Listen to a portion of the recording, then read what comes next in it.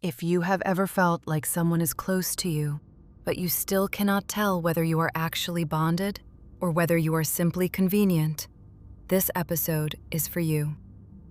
Because avoidant attachment can stay in proximity for a long time without making you safe. They can text you, see you, sleep with you, talk to you every day, and still keep the relationship in a structure where you are not chosen clearly. And if you are anxious, that ambiguity does something brutal. Your body feels the bond, but your life does not become stable. So you keep trying to interpret every signal like it is evidence. So here is the promise. I am going to give you the clean difference between bonded and comfortable, the signs that predict real capacity underneath avoidant fear, and the calm standard that forces reality without you chasing. If you stay until the end, you will stop confusing access with attachment and start reading behavior accurately, and that will change your nervous system. Let's start with the most stabilizing definition I can give you. Comfort is about what you provide. Bonding is about what they build. Comfort is the ease of having you there, the warmth, the attention, the sex, the emotional regulation, the companionship, the feeling that someone is close enough to soothe them. Bonding is when their nervous system and their behavior start integrating you as a real part of their life in a way that creates more safety over time, not more uncertainty. And this is where people get trapped, because comfort can look like love. Comfort can look like attachment. Comfort can look like a relationship. But comfort does not automatically include responsibility. Comfort does not automatically include repair. Comfort does not automatically include choice. So the first thing I want you to stop asking is, do they enjoy me? And start asking, do they choose me? Because avoidance can enjoy you and still not choose you. They can want you and still not build a relationship container that protects you. Now, I want to explain why this distinction is so hard to see when you are inside it. Your nervous system does not only bond through logic, it bonds through proximity, oxytocin, dopamine, routine, and relief. So if you spend a lot of time with someone, if you sleep with them, if you share intimacy, your body bonds. And then your mind looks for meaning to justify what your body feels. This is why people stay in situationships for months or years. The body bonds. The mind tries to interpret the bond as commitment, and the avoidant keeps the structure undefined. And the more undefined it is, the more the anxious system works. It scans tone. It reads pauses. It counts days. It turns crumbs into proof. It turns moments into contracts. And that constant internal debate becomes the relationship. You are not in a relationship with them. You are in a relationship with your own anxiety about them. So we are going to stop that today by giving you proof-based thinking. Not story-based thinking, not hope-based thinking. Proof-based thinking. Now, here is the first major truth. Avoidant attachment is organized around autonomy as safety. That means closeness can feel good, but closeness becomes threatening when it implies expectation, permanence, or responsibility. So many avoidants build closeness with escape routes built in. They keep the door half open. They keep labels vague. They keep the future foggy. They keep repair optional. They enjoy you, but they do not want the felt sense of being needed. So when you ask whether they are bonded or comfortable, the answer is rarely in what they say. The answer is in what they do after closeness. What do they do after a deep night? What do they do after sex? What do they do after they get reassurance? What do they do after you ask for clarity? Because comfort often shows up in the moment, and bonding shows up in the aftermath. Comfort is present when it is easy. Bonding is present when it requires responsibility. So let's get specific. I'm going to give you the 3 biggest illusions that make comfort look like bonding. Illusion 1 is access. They give you access, so you assume attachment. They text you every day, so you assume commitment. They see you consistently, so you assume you are building. But access is not attachment. Access is access. Avoidance can give access because it feels good and still avoid the relational container. Illusion 2 is intensity. They are intense in bursts, so you assume depth. They come back after distance with warmth, so you assume you mattered. But intensity can be a nervous system swing, not a sign of integration. An avoidant can miss you, return, feel relief, and then withdraw again once they feel safe. That is regulating, not bonding. Illusion 3 is exclusivity vibes. They act possessive, they get jealous, they want you close, they want your attention, but they still refuse clarity. That is not bonding. That is comfort combined with fear of loss.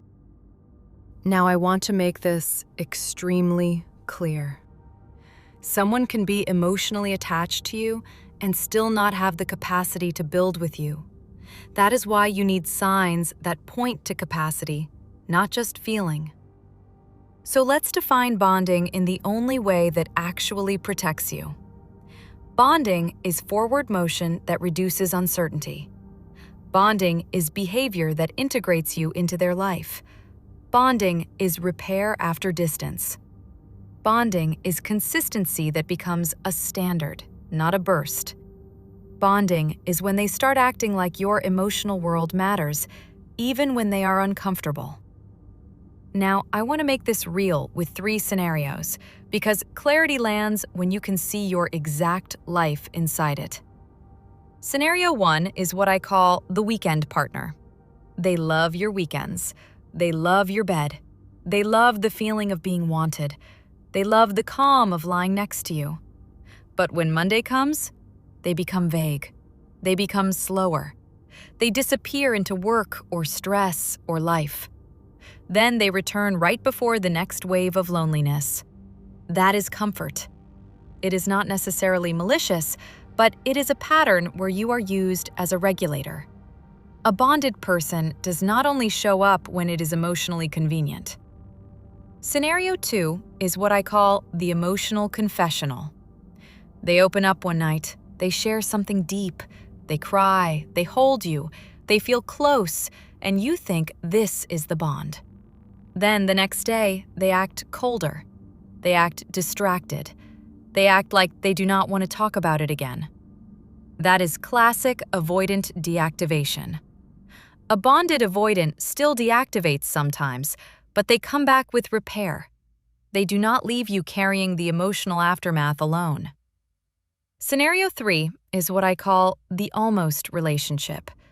Everything looks like a relationship until you ask for the sentence that makes it real. When you ask, "What are we?" they act like you ruined something. They act like you pressured them.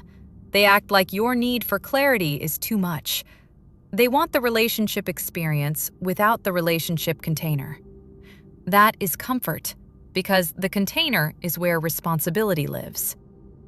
Now, let's talk about the avoidant brain in plain language, because if you understand their internal logic, you stop taking it personally. Many avoidants learned early that closeness costs, that being needed becomes pressure, that emotions were handled alone. So they developed a strategy. Stay close enough to get connection, but far enough to avoid obligation. That strategy is not always conscious, but it is consistent. So when you feel them pulling back after closeness, it can mean their nervous system is deactivating to restore autonomy. It can mean they feel the attachment salience, you matter, and that triggers fear of being trapped or failing. It can also mean something more blunt. It can mean they simply like the comfort you provide and do not intend to build more. So how do you tell the difference? You do not tell it by reading their anxiety. You tell it by watching their willingness. Because fear with willingness builds. Fear without willingness repeats. Now, I am going to give you a clean diagnostic that is simple enough to use in real life. A bonded avoidant moves toward repair. A comfortable avoidant moves toward reset. Repair means, after distance, they acknowledge, they reassure, they reconnect in a way that reduces uncertainty. Reset means, after distance, they come back like nothing happened. They want warmth, they want access, but they do not address the instability. They do not improve the pattern. They return exactly as they left. Same uncertainty, same avoidance of clarity, same resistance to being chosen. That is not bonding. That is comfort. Now, I want to add the missing piece that keeps people stuck. The thing your brain does that feels like love but functions like a trap. When someone is comfortable, they still have bonded moments. They still have tender moments. They still have nights where they look at you like you matter. And then they pull away. So your mind starts chasing the bonded version of them. You start treating the bonded version as the real one and the distant version as stress, timing, trauma, or temporary. You start thinking, if I can just get the bonded version back, we will be okay. But the truth is, you cannot build a relationship on a version. You can only build on the integrated whole. So the question is not, do they have bonded moments? The question is, do they have bonded behavior? Moments are chemistry. Behavior is capacity. Moments can be real and still not be reliable. Behavior is what makes you safe. Now, here is the most useful way to tell the difference without overthinking. Comfort asks for you when it is convenient. Bonding makes space for you even when it is inconvenient. Comfort gives affection and disappears from responsibility. Bonding gives affection and moves toward responsibility in small ways. Comfort enjoys you, but resists being known as your partner. Bonding may be scared, but it still chooses you in a way that becomes clearer. Comfort gets close and then resets the connection after distance like nothing happened. Bonding gets close, has distance, and then repairs the distance so the pattern improves.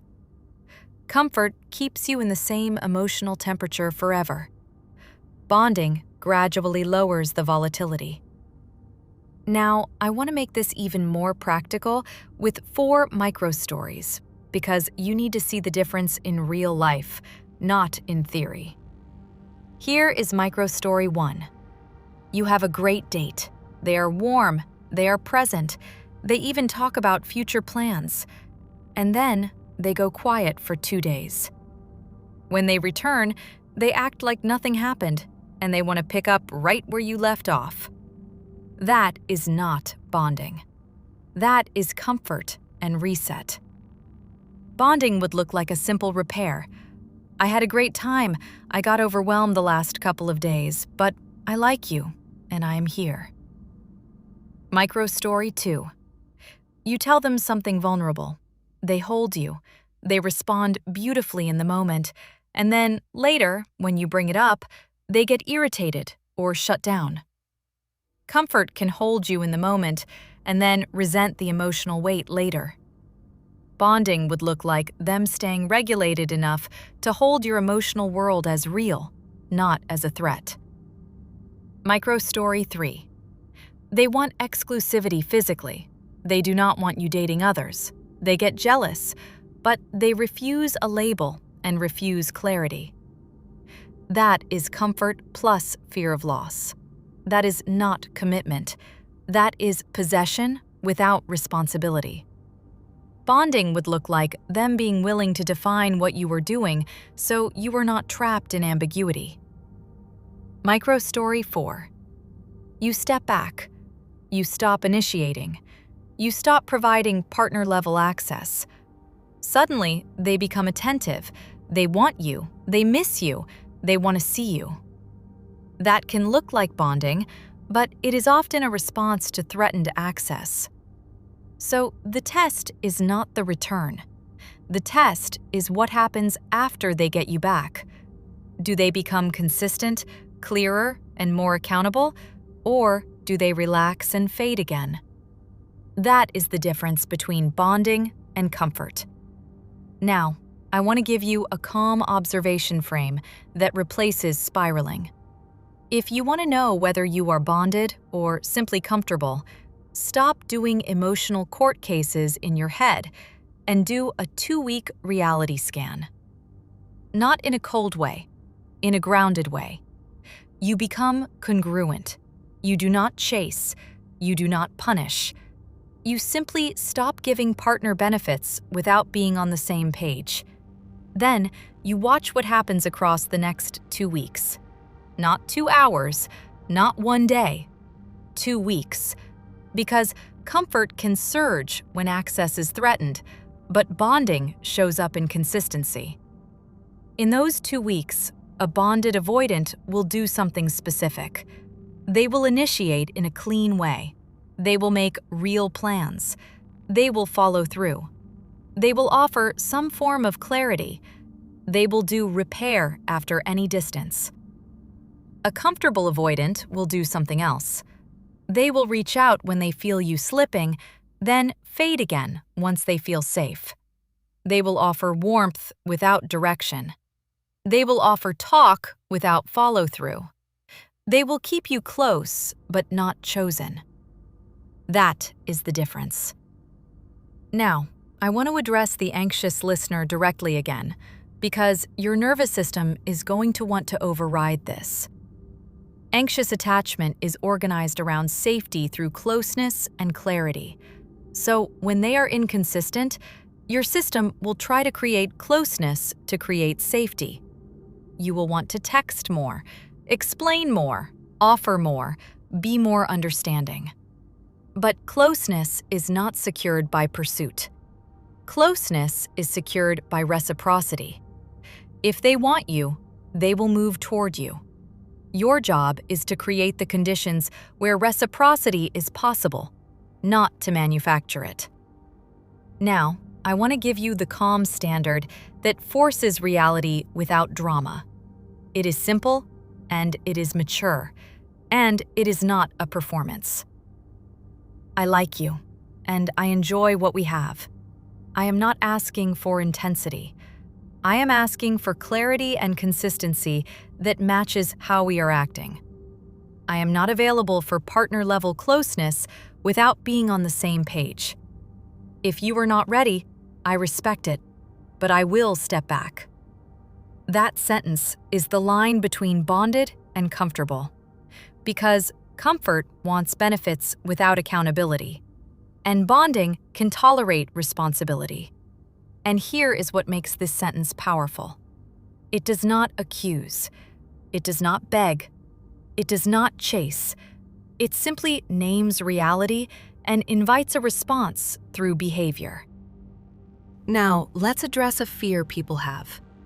What if I say that sentence and I lose them? If someone leaves because you asked for clarity and consistency that matches how they are acting, you did not lose a bond.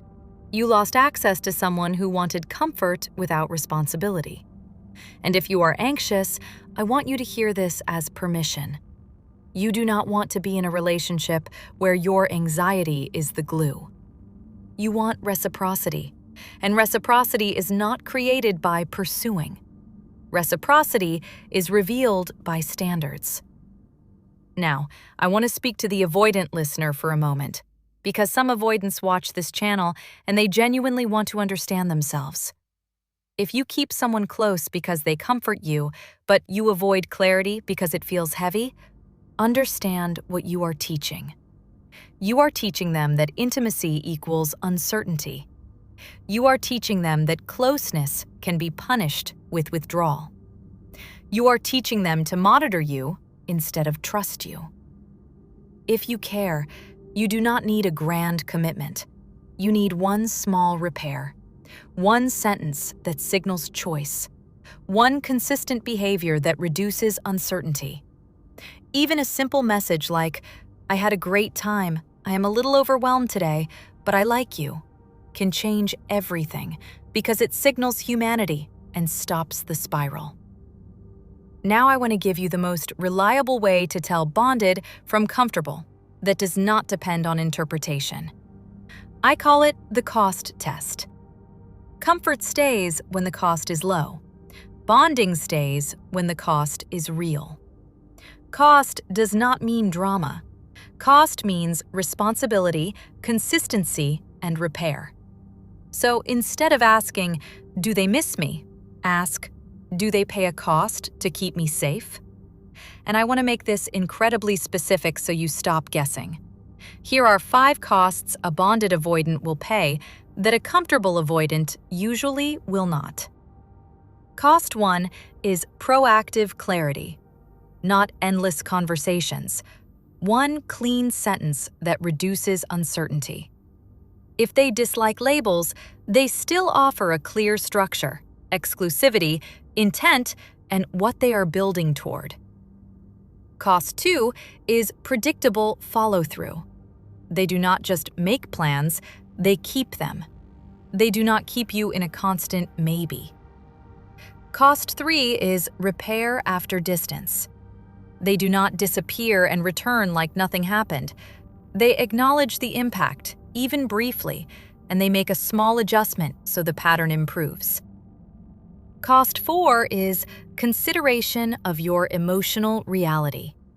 They might still be avoidant, but they do not treat your need for stability like an inconvenience. Cost 5 is integration over time. Not instantly, over time. You become part of their life in ways that cannot be explained as convenience. Now, I want to show you how this looks in real life, because this is where your nervous system learns. Example 1. You had a great night. Intimacy, closeness, tenderness. The next day, you feel the shift, the quieter tone, the delayed response. Comfort will let you sit in that anxiety alone and call it normal. Bonding will not. Bonding will do one small act that prevents your spiral. A simple message that says, "I had a great time. I am a little overwhelmed today, but I like you and I am here." That is not a contract. That is regulation through connection. Example 2. You ask for clarity.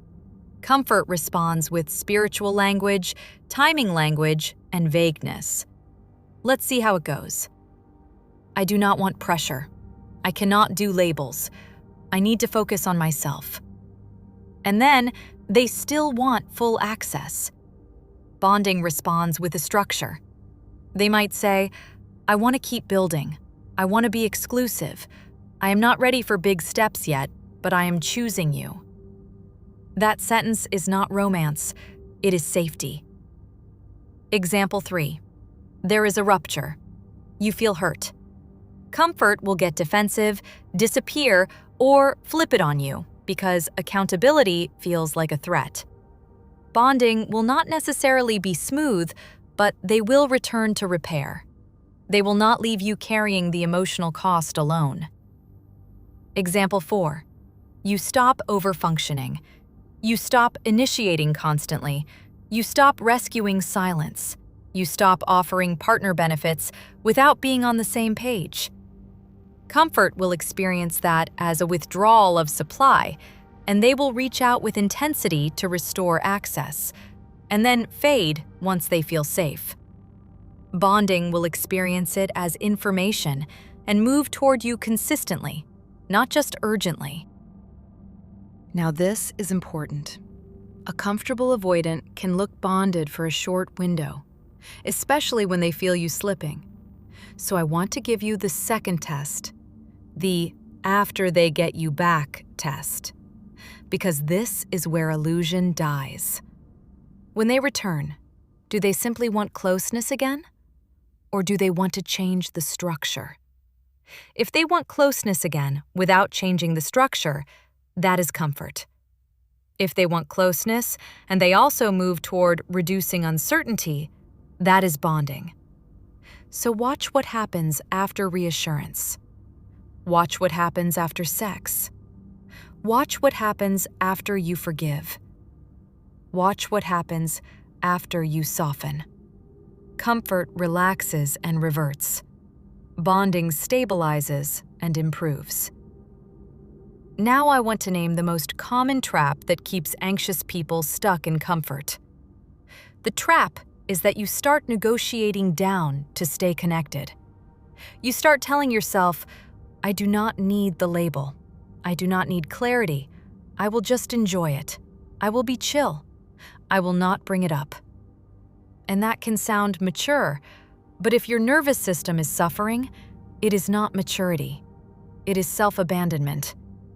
Because you are not asking for a fantasy.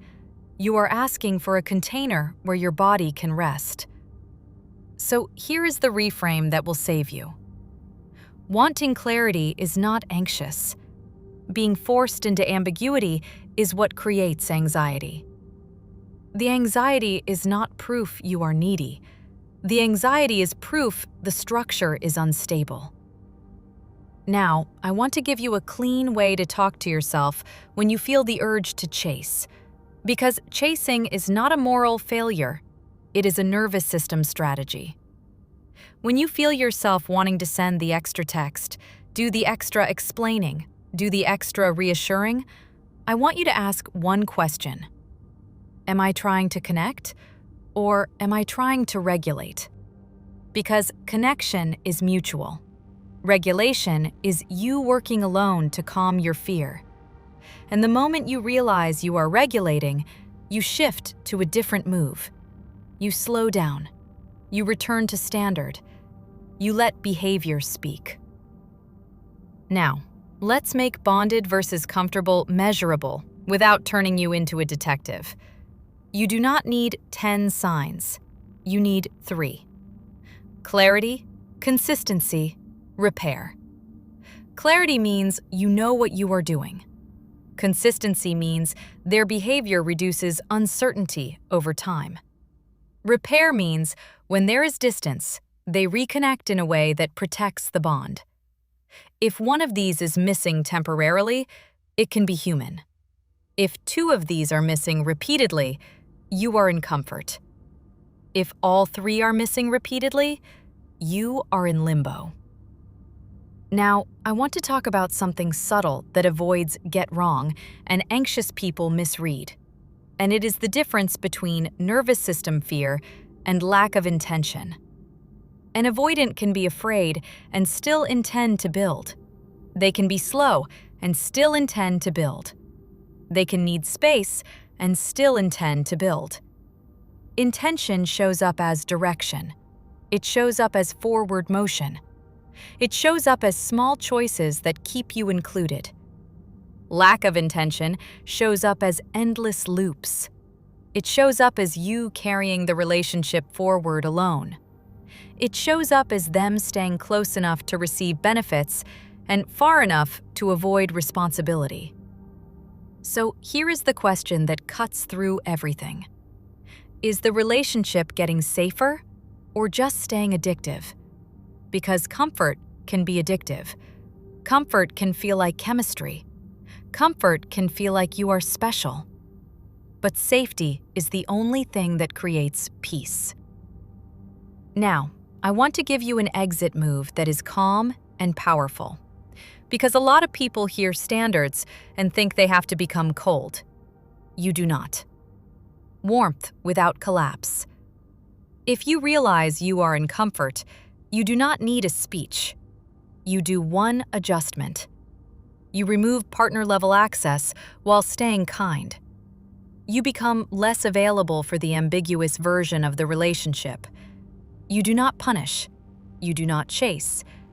You simply stop giving the full benefits of you to a structure that is not choosing you.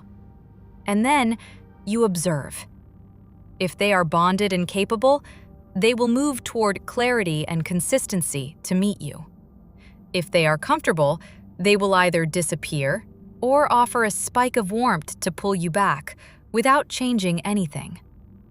That is your answer. And now, I want you to hear this clearly. The goal is not to convince someone to bond. The goal is to stop confusing comfort with bonding so you do not sacrifice your nervous system for a loop. The right person will not need you to shrink your needs so they can stay comfortable. The right person can handle clarity. The right person does not make you argue for reality. The right person does not make you feel like intimacy is something you have to earn through silence. If someone is bonded, you will feel it in the structure, not just in the moment. If they are comfortable, you will feel it in the loop, not just in the chemistry. Now, I want to end with the most freeing truth in this whole topic. You do not need to prove you are lovable to become chosen. You do not need to earn clarity by being easy. The right relationship does not make you argue with your own reality. The right relationship does not require you to shrink your needs so someone else can stay comfortable. A bonded person does not need you to beg for reality. A bonded person may move slowly, but they move forward. They may be avoidant, but they are willing. Comfort without willingness will keep you in limbo. And limbo is not love. It is an environment that rewires your nervous system. So choose the structure that chooses you. Welcome to PsychBond. You're safe here.